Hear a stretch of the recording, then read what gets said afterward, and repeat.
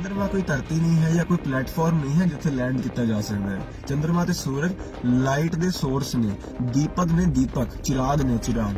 ਹੁਣ ਲੈਂਪ ਦੇ ਉੱਤੇ ਜਾਂ ਲਾਈਟ ਦੇ ਉੱਤੇ ਕੋਈ ਲੈਂਡ ਕਰ ਸਕਦਾ है कि ये मून को कंपेयर कर रहे सन से, तो मैं आपको प्रूफ ही दिखा देता हूँ साथ में कि मून क्या है।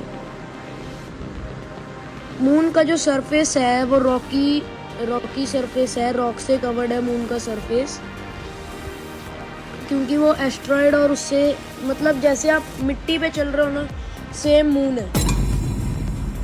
Moon doesn't have its own light and either refracts light of the sun।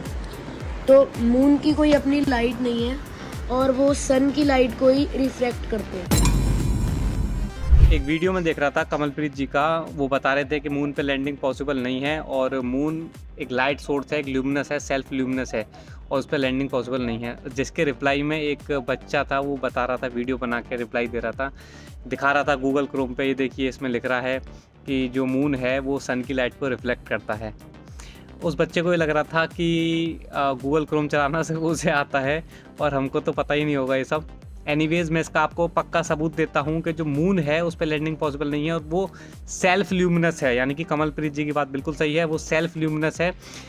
उसका रीज़न ये है कि ये फ़ोटो आपके सामने नज़र आ रही होगी, तो अगर मून जो है सन की लाइट को रिफ्लेक्ट कर रहा होता तो आपको कुछ ऐसा नज़र आता, क्योंकि एक स्फेरिकल, एक गोलाकार, एक फुटबॉल जैसी चीज़ के ऊपर जब आप कोई रोशनी डालोगे, कोई टॉर्च डालोगे, तो ऐसा एक धब्बे के रूप में उस पर रोशनी डलेगी।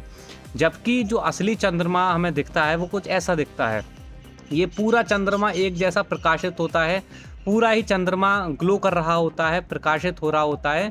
ऐसा कोई एक जगह धब्बे की तरह लाइट नहीं दिखती। जबकि अगर कोई स्फेरिकल ऑब्जेक्ट होता, कोई गेंद की तरह कोई वस्तु होती, उसके ऊपर अगर आप लाइट डालते तो वो एक ऐसे धब्बे के रूप में एक ही जगह पे लाइट का स्पॉट बनता। Number 1 thing. उसके बाद हमारे प्यारे भाई दोबारा से गूगल क्रोम खोल लेते हैं और दिखाते हैं कि देखिए चंद्रमा की सरफेस रॉकी है और इस पर लैंड क्यों नहीं कर सकते, तो मिट्टी की तरह चल सकते हैं।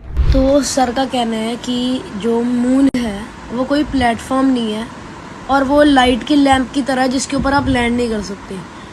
ये मून को कंपेयर कर रहे सन से, तो मैं आपको प्रूफ ही दिखा देता हूँ साथ में कि मून क्या है।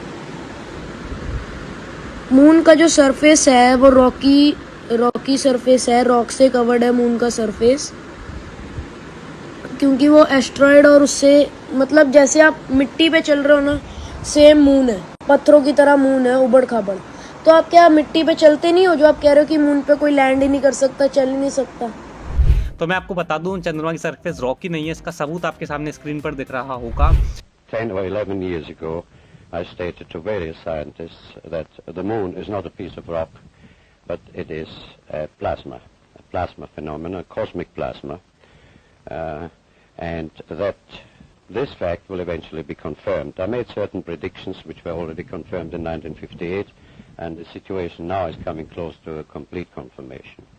What will be the result if you're proved to be correct in your theories? The result will be profound and decisive, because it will give proof that a complete reinvestigation of the laws of nature is necessary. Because if the moon is a plasma, no man will ever land on it. The soft landing attempts will all fail.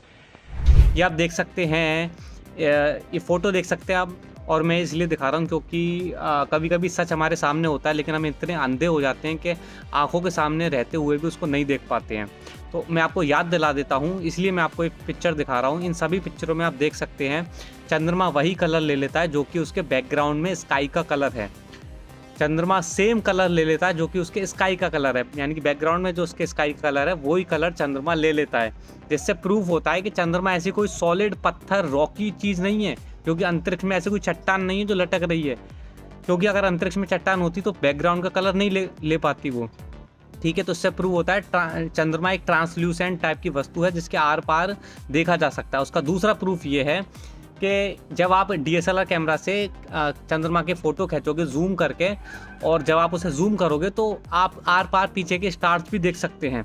जैसा कि आप देख सकते हैं, इस व्यक्ति ने अपने DSLR कैमरा से चंद्रमा को जूम करा, और उसमें जब उसने जूम करा तो देखा कि पीछे के जो स्टार्स हैं, चंद्रमा के जो पीछे के स्टार्स हैं, वो भी दिखने लग गए, जिससे प्रूव होता है कि भाई चंद्रमा ऐसे कोई सॉलिड वस्तु नहीं है, क्योंकि अगर चंद्रमा सॉलिड होता तो पीछे के स्टार तो किसी भी कीमत पे दिखने ही नहीं चाहिए थे। I'll blow them up a little larger so you can see these stars. I'll point to one. There's a blue star here, a white star. There's another star right here. That shows up quite good. तो ये सारी चीज़ें हैं। खैर उस बच्चे की गलती नहीं है, क्योंकि भाई स्कूल कॉलेजों में यही फर्जी साइंस पढ़ाया जाता है, तो वही सब पढ़ रहे हैं और वही बेचारा उस बच्चे ने भी बता दिया। और एनीवेज गूगल तो है ही, मतलब गूगल से आप क्या नॉलेज लोगे।